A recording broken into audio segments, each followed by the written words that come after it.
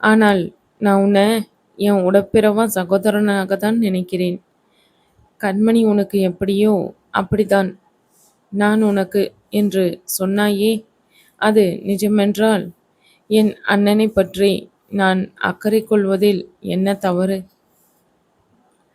ஆதங்கமாக கேட்டாள். அக்கறை கொள்வதில் தவறே கிடையாது வனிதா. ஆனால் என்னை அடக்க முயல்வதுதான் தவறு. என் தொழிலில் நீங்கள் யாரும் தலையிடுவதுதான் தவறு. ஒரு அலுவலகத்தில் நான் வேலை செய்தால் அதில் நீங்க எப்படி தலையிடாமல் இருப்பீங்களோ அதேபோல் இதிலும் இருக்கணும்னு தான் நான் சொல்றேன். அடங்கப்பட்ட கோபம் அவன் குரலில். உங்க தொழில் உங்களை சார்ந்து மட்டும் இருந்ததால் பரவாயில்லை. உங்களை கொண்டாட ஒரு கூட்டமே வெளியே காத்திருக்கு. உங்களது வாழ்க்கையை ஒரு பாடமாக எடுத்துரைக்க இளைஞர் பட்டாளமே திரண்டு உங்க பின்னாடி நிக்குது. அப்படி இருக்கும்போது எப்படி நீங்க இப்படி பொறுப்பில்லாமல் பதில் சொல்ல முடியும் தருண்? அதைவிட கோபமாக அவள் கேட்டாள். நான் என்ன புத்தனா, இயேசுவா, காந்தியா என் வாழ்க்கை பாடத்தை படிக்க? நானும் ஊனும் உயிரும் உணர்வும் கலந்த சதைப்பிண்டம்தான். எனக்கும் ஆசை, பாசம், கோபம், தாபம் இப்படி எல்லா உணர்வுகளும் உண்டு. எங்களை பின்பற்ற சொல்லி நாங்க யாருக்கும் சொன்னதே இல்லை. எங்க படத்தை ரசிங்க. உங்க ரசனையை திரையரங்கோடு நிறுத்திட்டு போயிடுங்கன்னு தான் நான் சொல்றேன். அதை விட்டுட்டு எங்களுக்கு கட் அவுட் வைங்க, அதுக்கு பால் அபிஷேகம் செய்யுங்கன்னு யாருக்கும் நான் சொல்வதே கிடையாது. எங்களையும் சக மனுஷங்களா பாருங்க.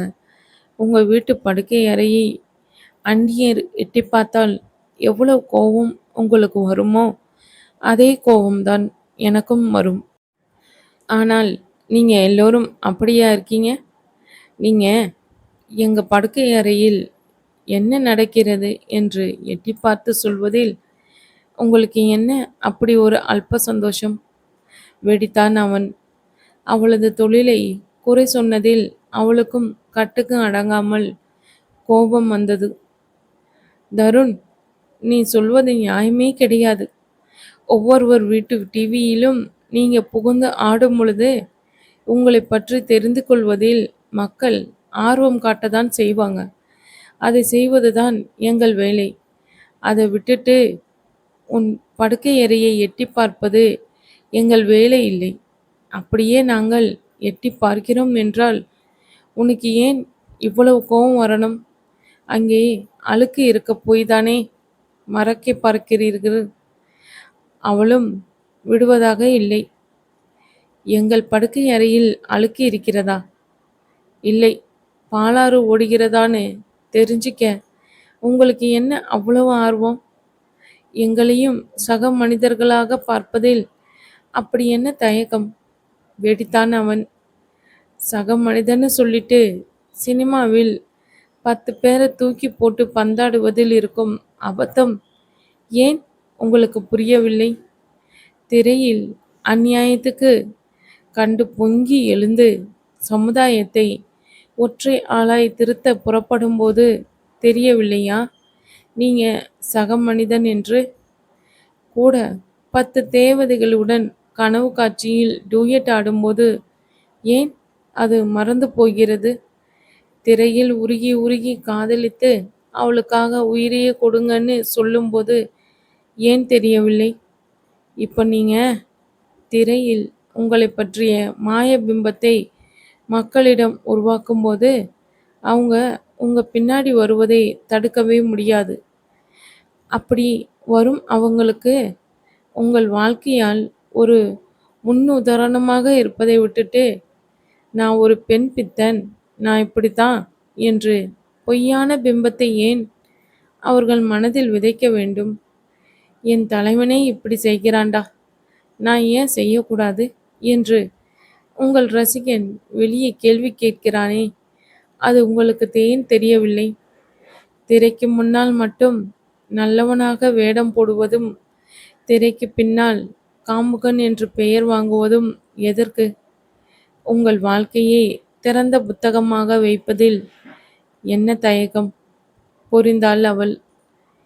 விவி, நான் என் வாழ்க்கையை புத்தகமாக்க விரும்பவில்லை.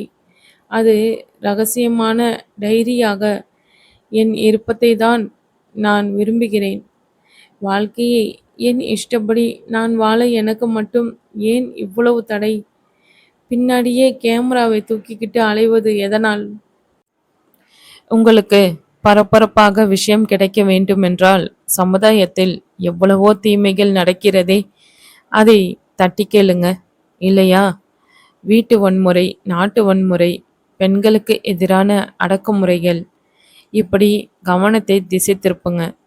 இதையெல்லாம் விட்டுட்டு பொழுதுபோக்கு விஷயத்துக்காக உழைக்கும் எங்களை ஏன் துரத்துறீங்க? இவளை என்ன செய்தால் தகும் என்ற எரிச்சல் அவன் குரலில். அப்போ உன் தொழில் சம்பந்தப்பட்ட விஷயங்களில் தவறே நடக்கவில்லை என்று நீ சொல்கிறாயா? அவனை கூர்ந்து பார்த்தவாறே கேட்டாள். தவறே நடக்கவில்லை என்று நான் எப்பொழுது சொன்னேன்?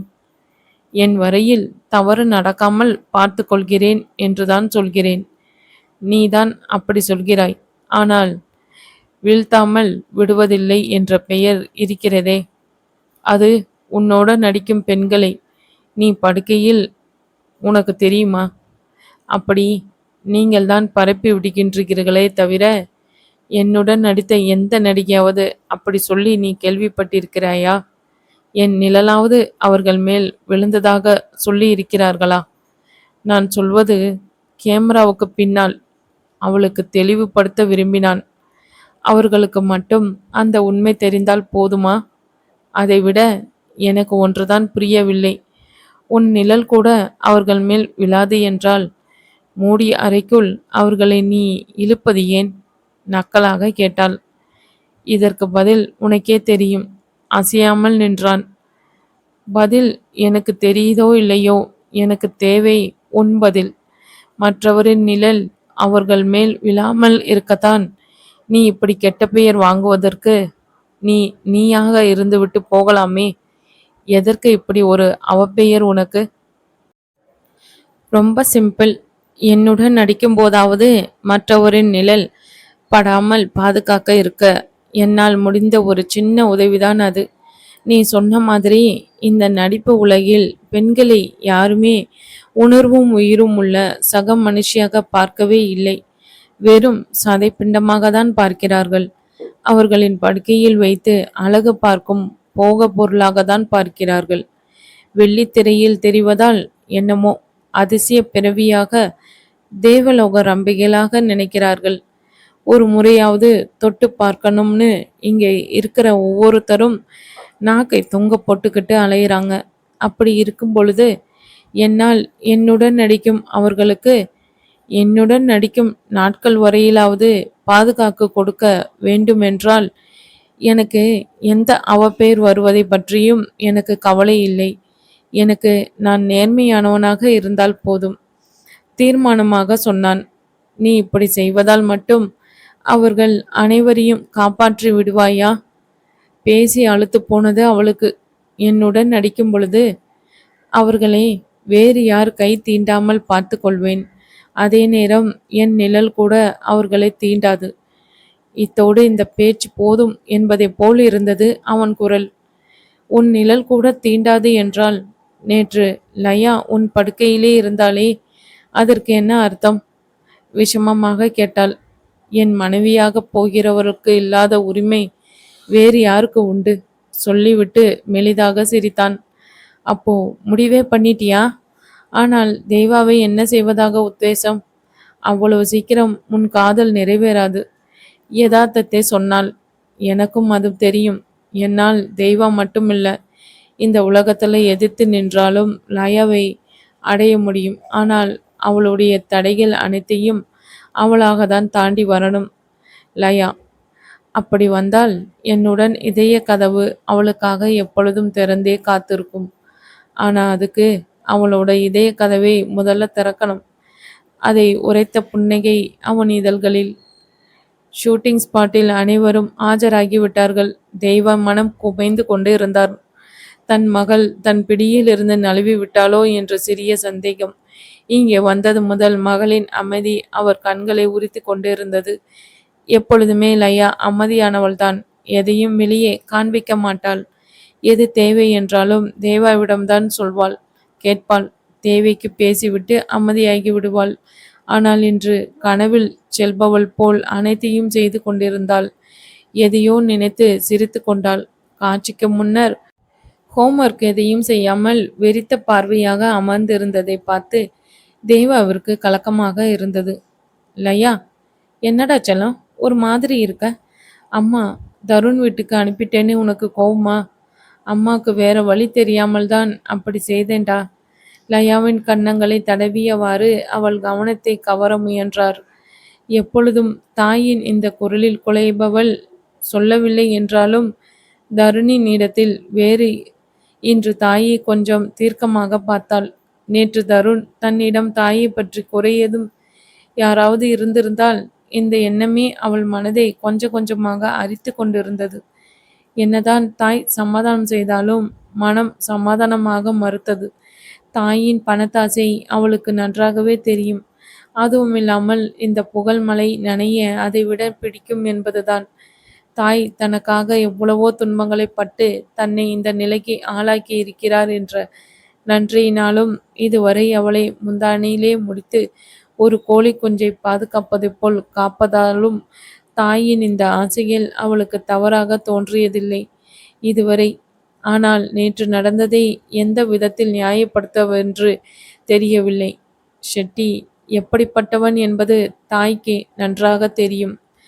அப்படி இருக்கும் பொழுது இந்த இக்கட்டில் இருந்து தப்பிக்க வேறு ஏதாவது வழியை தாய் தேர்ந்தெடுத்திருந்தால் நன்றாக இருந்திருக்கும் என்றே தோன்றியது. இடையில் தருணை இழுத்துவிட்டு அவனை பற்றியும் பெரிதாக நல்ல விதமாக யாரும் சொல்லவில்லை. நேற்று தன் வாழ்க்கையில் முடிவையே அவனை எடுக்கச் சொல்லும் அளவு பேசியது சரியா? அவன் நேற்று நடந்த முறை உண்மையானது தானா? இல்லை என்றால் தன்னை அடைய வேண்டி இப்படி நடிக்கின்றானா? நேற்று இரவு சரியாக தெரிந்த அனைத்தும் இன்று தவறாக இருக்குமோ என்று சந்தேகம் கொள்ள வைத்தது. இதற்கு முக்கிய காரணம் அவளுக்கு சரியான முடிவுகள் எடுப்பது பழக்கமில்லை என்பதே. இரவு சரியாக இருந்த அனைத்தும் இப்பொழுது சரியில்லாததாக தோன்றியது. தனியாக சிந்திக்க துவங்கி இருந்ததால் தடுமாற்றமும் குழப்பமும் மட்டுமே மிஞ்சியது. விவி நேற்று ஏன் தருணின் வீட்டில் இருந்தால்? அவளுக்கு தருண் என்றாலே ஆகாதே. அவனை பற்றி பரபரப்பாக செய்திகளில் அடிப்படை வைப்பவளாயிற்றே அவள். அப்படி இருக்கும் பொழுது இருவரும் ஒரே இடத்தில் எப்படி? இந்த கண்மணியோடு சேர்த்து கூட கிசுகிசு வந்த வண்ணமே இருந்ததே. இந்த அம்மா என்னை ஒழுங்காக செய்தித்தாள் படிக்க விட்டிருந்தால் எனக்கும் இவையெல்லாம் பற்றி தெரிந்திருக்கும். எங்கே? அதான் கடிவாளம் கட்டிய குதிரை மாதிரி என்னை மாற்றி வைத்திருக்கிறார்களே. சினிமா உலகின் அம்மா நிஜமாகவே நான் அந்த மாதிரி செய்திகளை பார்த்து வருத்தப்படுவேன் என்று நினைத்தார்களா? இல்லை அதை அழுக்குகளை அறிந்து கொள்ளக்கூடாது என்று விரும்பினார்களா? இனிமேல் இது தொடர விடக்கூடாது. எனக்கும் என்ன நடக்கிறது என்பது தெரிந்தே ஆக வேண்டும். தருண் கேட்டானே, என் இடத்தில் வேறு எவனாவது இருந்தால் அப்படியே என்று சொல்லி நிறுத்திவிட்டான். அவன் சொல்ல வந்தது என்ன? வேறு எவனாவது இருந்து கட்டாயப்படுத்தி இருந்தால் அவனோடு படுத்திருப்பாயா என்று தானே கேட்க வந்தான். அந்த நினைப்பை உடலெல்லாம் கூச விதிர்த்து தன் யோசனையை கலைத்தாள். தாய் தன் முகத்தையே பார்த்தவாறு அமர்ந்திருப்பது புரிந்தது. தாயிடம் என்ன சொல்லி சமாளிக்க என்று புரியவில்லை. அம்மா, நான் கொஞ்சம் காலார நடந்துட்டு வரேன். தாய் கேள்வி கேட்கும் முன்னர் அங்கிருந்து நகர்ந்தாள். முகத்தில் மின்னி தேவாவின் சந்தேகம் அதிகரித்தது. மகளின் முகபாவைகளையே கவனித்து கொண்டிருந்தவர் அவள் குழப்பத்தையும் கேள்வியையும் இறுதியாக எழுந்த அருவருப்பையும் கவனித்து கொண்டேதான் இருந்தார். மறைந்த யோசனையையும் மகளை அதிகமாக யோசிக்க விடுவது தனக்கு நல்லதல்ல என்பது அவருக்கு தெரியும். தருண் வீட்டுக்கு சென்றதால் இந்த ஏமாற்றமா? ஷெட்டி தொல்லை தருகிறானே என்ற எண்ணத்தில் வந்த குழப்பமா, என்னை விட்டு நீங்கி இருந்தால்தான் வந்த பரிதவிப்பா? என்ன காரணம் என்று தேவாவிற்கு பிரித்தறிய முடியவில்லை.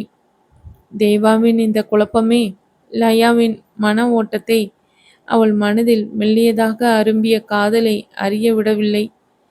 அப்படி மட்டும் தேவா அறிந்திருந்தால் லயாவின் நிழலை கூட பாதுகாக்க துணிந்திருப்பார். எதற்கும் தருண் மீது ஒரு பார்வை வைக்க வேண்டும் என்று முடிவெடுத்தார். அதை செயல்படுத்தவும் முனைந்தார். தருணை கவனிக்க துவங்கினார். அன்றைய காட்சியில் லயாவும் தருணும் காதலர்களாக நடிக்கும் இடம்.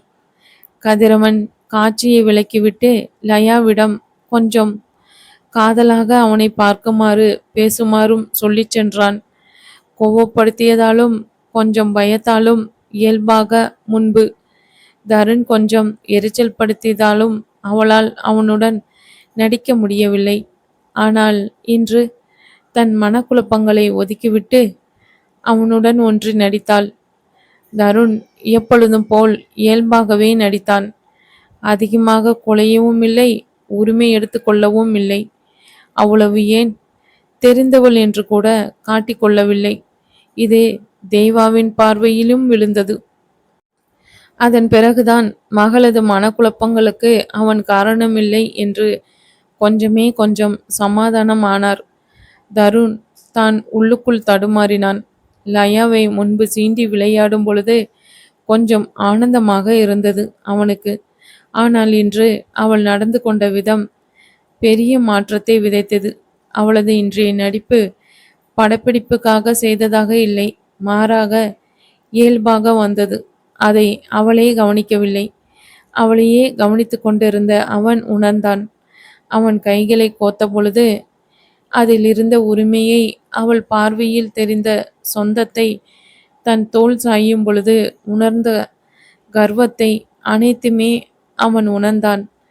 இந்த நேரத்தில் தான் கொஞ்சம் தடுமாறினான். சுற்றிலும் இருக்கும் படப்பிடிப்பு குழுவினர் மட்டுமல்ல, காத்திருக்கும் பத்திரிகை அன்பர்கள் மட்டுமல்ல, கண்களில் விஷத்தை தாங்கி நிற்கும் தேவாவை கூட கண்டுபிடித்து விடுவார் என்பதால் முடிந்தவரை தன்னை கட்டுப்படுத்தி கொண்டான். சில எவ்வளவுதான் கட்டுப்படுத்தினாலும் உணர்வுகளை உரிமை உள்ளவர்களிடம் மறைக்க முடியாது. அந்த நிலையில் தடுமாறினான் அவன். குழப்பங்கள் எவ்வளவுதான் லயாவிற்கு இருந்தாலும் தருண் மேல் அவளுக்கு எழும் வினோத உணர்வை அவளால் கட்டுப்படுத்தவே முடியவில்லை. இது ஏன் எனக்கு இப்படி தோன்றுகிறது? முதன்முறையாக மூன்றாம் நபருடன் சேர்ந்து பழகுவதால் இப்படி தோன்றுகிறதா? அவன் நறுக்கும் தந்த மயக்கமா? அவன் இதழ் தீண்டல் தந்த சிலிர்ப்பா? குழந்தை குமரியாக மாறும் தடுமாற்றம் அவள் சிந்தையில். என்னவோ தருணிடம் பேசியே ஆக வேண்டும் என்ற உணர்வு. இது என்னவென்று அறிந்தே ஆக வேண்டும் என்ற பரிதவிப்பு. நேரம் செல்ல செல்ல அவளால் அவனிடம் பேச வேண்டும் என்ற உணர்வை கட்டுப்படுத்த முடியவில்லை. காட்சிக்கு கதிரவன் அழைத்த பொழுது அந்த குழப்பத்தோடே சென்றாள். நிஜ காதலியைப் போலவே காட்சிகளில் நடித்து கொண்டாள். தருணுக்கு அவளிடம் எப்படி சொல்லி புரிய வைக்கவென்று தெரியவில்லை. அவனும் முழு மனதுடன் காட்சிகளில் பங்கு கொண்டான். லயா தடுமாறும் நிமிடங்களில், தேவைக்கு அதிகமாக தன்னை கவனிக்கும் நேரங்களில், கட் சொன்ன பிறகும் விலகாமல் இருக்கும் பொழுதுகளில் மற்றவர்கள் அறியாமல் அவளை நடப்புக்கு கொண்டு வந்தான். கண்மணி சொன்னதைப் போல் லயா வளர்ந்த குழந்தைதான் என்பதை முழுமையாக அன்றைய ஒரே நாளில் உணர்ந்து கொண்டான். லயாவின் தடுமாற்றத்தை தேவா கவனிக்க முடியவில்லை. காரணம், அவளுக்கு தொல்லை ஷெட்டி ரூபத்தில் படப்பிடிப்பு தளத்திலேயே வந்துவிட்டதுதான் காரணம். ஷெட்டி நேற்று லயா தருணின் வீட்டில் இருந்தாள் என்பதை அவரது எடுபிடிகள் பார்த்து சொன்னதை வைத்து தெரிந்து கொண்டார். கட்டுங்கடங்காத கோபம் பெருகியது அவருக்கு. தான் பார்க்க தன் பிச்சையில் நடித்து வயிற்றை கழுவிய தேவா இன்று கதாநாயகியின் தாயானவுடன் அவளது தில்லாலங்கடி வேலையை அவரிடமே காட்டவும் கொதித்து போனார். அவருக்கு ஒன்று மற்றும் உறுதியாக தெரிந்துவிட்டது. இனிமேல் படப்பிடிப்பு முடியும் வரை தருண் லயாவை விடமாட்டான் என்பதை. இனிமேல் அவனை மீறி லயாவை நெருங்குவது இயலாத காரியம். தருணை விலக்கிவிட்டு லயாவை நெருங்குவதும் ஒன்றும் அவருக்கு பெரிய விஷயம் இல்லைதான். ஆனால் அதன் பிறகு வரும் பின் விளைவுகளை சந்திக்க அவர் தயங்கினார். தன் அடாவடியை இதில் காட்டினால் அதன் பிறகு ஒரு நாள் கூட படப்பிடிப்பில் தருண் கலந்து கொள்ள மாட்டான். சரி, அத்தோடு போகட்டும் என்று விட்டால் கூட அதன் பிறகு ஷெட்டியின் கம்பெனியில் நடிக்க அவனை ஒத்துக்கொள்ள வைப்பது குதிரை கொம்பாக போய்விடும் என்றும் அவருக்கு தெரியும். கேவலம் உடல் சுகத்துக்காக பொன் முட்டையிடும் வாத்தின் வயிற்றில் கத்தியை வைக்கும் அளவு ஷெட்டி முட்டாள் இல்லை. இதற்கு ஒரே வழி தேவாவை பிடிப்பதுதான். தேவாவின் இந்த செயலால் எப்படியாவது லயாவை தொட்டுவிட வேண்டும் என்ற வைராகியமே பிறந்தது அவருக்கு. பணத்துக்கு தேவா எவ்வளவு மயங்குவாள் என்பதும், இன்னும் தன் தயாரிப்பில் வெளிவரும் அடுத்த 3 படங்களில் லயா தான் நாயகி என்றும் ஒரு ஒப்பந்தம் போட்டால் தேவாவை லயாவை தன் படுக்கையில் தள்ளி மகளுக்கு பாடம் சொல்வாள் என்பது அவரது கருத்து. எடுத்த தீர்மானத்தை தள்ளிப்போட அவர் தயாராக இல்லை. எனவே யாரின் கவனத்தையும் கவராத வகையில் படப்பிடிப்பு தளத்துக்கே வந்துவிட்டார். ஷூட்டிங் ஸ்பாட்டில் உள்ள தன் அறையில் இருந்து ஆள் அனுப்பி தேவாவை தன் அறைக்கு வர சொன்னார். ஷெட்டி அழைக்கிறார் என்று சொல்லவே தேவா அவர் அறைக்கு விரைந்தாள். ஐயா, வர சொன்னீங்களாம்? மனதில் பயத்தை வெளிக்காட்டாமல் கேட்டார். வா தேவா, வா வா. என்ன, புறாவை தப்பிக்க வச்சிட்ட போல? தன் கோபத்தை காட்டாமல் சாதாரணமாகவே கேட்டார். தேவாவிற்கு திகில் மூண்டது. ஷெட்டி அடுத்த ஆட்டத்துக்கு தயாராகி விட்டதை உணர்ந்து கொண்டார் தேவா. அப்படியெல்லாம் எதுவும் இல்லைங்கய்யா, உங்களுக்கு தெரியாதது இல்லை. தருண் தம்பி பாப்பா கிட்டேயே நேரடியாக பேசிட்டார். மகளும் பிடிவாதமாக இருந்தா. எனக்குமே வேற வழி தெரியாமல் தான் ஒத்துக்க வேண்டியதா போச்சு. என்னதான் இருந்தாலும் அவர் கேட்டு நாம் மறுக்க முடியாதுன்னு உங்களுக்கே தெரியும். சிக்காமல் பதில் சொன்னாள். என்னது, தருண் உன் மகள்கிட்ட நேரடியாக பேசினானா? நம்புற மாதிரியே இல்லையே. தேவா லயாவை பாதுகாப்பதாதான் அப்படி சொன்னார். இதற்கு என்ன சொல்வதென்று தெரியாமல் அமைதியானார் தேவா. சோழிய குடுமி சும்மா ஆடுமா? 25 லட்சம் செய்யாத வேலைய நீ சும்மா செய்கிறன்னு சொன்னால் நம்புறதுக்கு நான் ஒன்றும் காதில் பூ வச்சுக்கிட்டு இல்லை தேவா. எனக்கு உன் பொண்ணை பார்த்ததுலேருந்தே தொட்டு பார்க்கணும்னு மனசு கடந்து தவிக்குது. சும்மா சொல்லக்கூடாது. பார்த்த உடனே பத்திக்கிற மாதிரி தளன்னு வளர்த்துக்கிட்டு இருக்க உன் மகளை. ஒரே ஒரு ராத்திரி மட்டும் அனுப்பு. உனக்கு வேண்டிய அளவு பணம் நான் தரேன். 25 லட்சம் பத்தலைன்னா 50 வாங்கிக்கோ. அட, அதுவும் போதாதுன்னா 1 கோடி. என்னோட அடுத்த 3 படத்துக்கும் உன் மக தான் கதாநாயகின்னு பாண்டு பேப்பரில் எழுதி கையெழுத்து போட்டு தரேன். தேவாவின் பலவீனத்தில் அடித்தார். தேவாவுக்கு முதலில் தன் மகளை பற்றி அவன் வர்ணிக்கும் பொழுது கோபம் வரதான் செய்தது. ஆனால் அதன் பிறகு அவன் பேசிய பேச்சுக்கள் அனைத்தும் அவர் மேல் பூமாறி பொழிவதை போல் உணர்ந்தார். ஷெட்டி இதுவரை தன் படத்தில் வாய்ப்பளிப்பதாக சொல்லிதான் அனைவரையும் வளர்த்திருக்கிறான். தேவாவும் அதில் ஒருத்திதான். ஒரு படத்தையே எடுத்து முடிக்கும் அளவு பணம் தருகிறேன் என்று சொல்வதும் இதுதான் முதல் முறை. அவன் பணம், அதுவும் கோடி ரூபாய் தருகிறேன் என்று சொல்வதிலேயே லயாவின் மேல் அவன் கொண்டுள்ள மோகம் தெரிந்தது. அவனது இந்த மோகத்தை பயன்படுத்தி கொள்ள நினைத்தார் தேவா. அவன் பயன்படுத்தி கொண்டால் பணத்திற்கு பணமும் ஆயிற்று, வாய்ப்பிற்கு வாய்ப்பும் ஆயிற்று. லயா இப்பொழுதுதான் ஒரு படத்துக்கு 10 லட்சம் சம்பளம் வாங்கும் அளவு வளர்ந்திருக்கிறாள். அவள் என்ற 1 கோடி சம்பளம் வாங்கும் அளவு வளர்வது தான் எப்பொழுது கோடிகளில் புலர்வது? இந்த சந்தர்ப்பத்தை நழுவவிட்டால் தன்னை போல் ஒரு முட்டாள் உலகத்திலேயே இருக்க மாட்டாள் என்று எண்ணினார். மகளிடம் சொல்லும் விதத்தில் சொன்னால் அவளும் கேட்டுக்கொள்வாள். அப்படி இல்லையா, மற்ற புது பெண்களை வழுக்கி கொண்டு வர செய்யும் உத்திகளில் ஏதாவது ஒன்றை செயல்படுத்த வேண்டியதுதான். 5 கோடி என்றால் சும்மாவா? இவ்வளவு பணம் என்றால் அவளே சில நேரம் ஒத்துக்கொள்ளவும் செய்யலாம். மேலும் 3 படங்கள் என்றால் அதில் வரும் வருமானம், அவை வெற்றி பெற்றால் அவளது சம்பளத்தை இன்னும் 10 லட்சம் உயர்த்தலாம். கொஞ்சம் நேரத்தில் உலகத்தையே சுற்றி வரும் வல்லமை படைத்த மனது வரும் காலங்களில் கணக்கை கச்சிதமாக போட்டது. நம்மால் கணக்கு போடத்தான் முடியும். அதை செயல்படுத்துபவன் மேலே இருப்பவனே. பாவம், அதை மறந்து விட்டார் தேவா. அவர் இதை மட்டுமா மறந்தார்? மகளுக்கு என்று ஒரு மனம் இருக்கிறது. அதிலும் ஆசைகள், கனவுகள், லட்சியங்கள் என ஏதாவது இருக்கலாம் என்பதையும் சேர்த்து மறந்தார். ஐயா, கோடின்னு நீங்க சும்மா பேச்சுக்கு சொல்லலையே? கண்களில் பேராசை மின்ன கேட்டார். தேவா, இதுவரை நான் பேச்சுக்கு எதையாவது சொல்லி நீ கேட்டிருக்கியா? நான் உண்மையை தான் சொல்கிறேன். எப்போன்னு மட்டும் நீ சொல்லு. விரித்து அதில் எல்லாத்தையும் கருவேப்பிலையா நான் தரேன். யாருக்கும் சந்தேகம் வராது. வலையை விருந்தையும் தாராளமாக பரப்பினார்.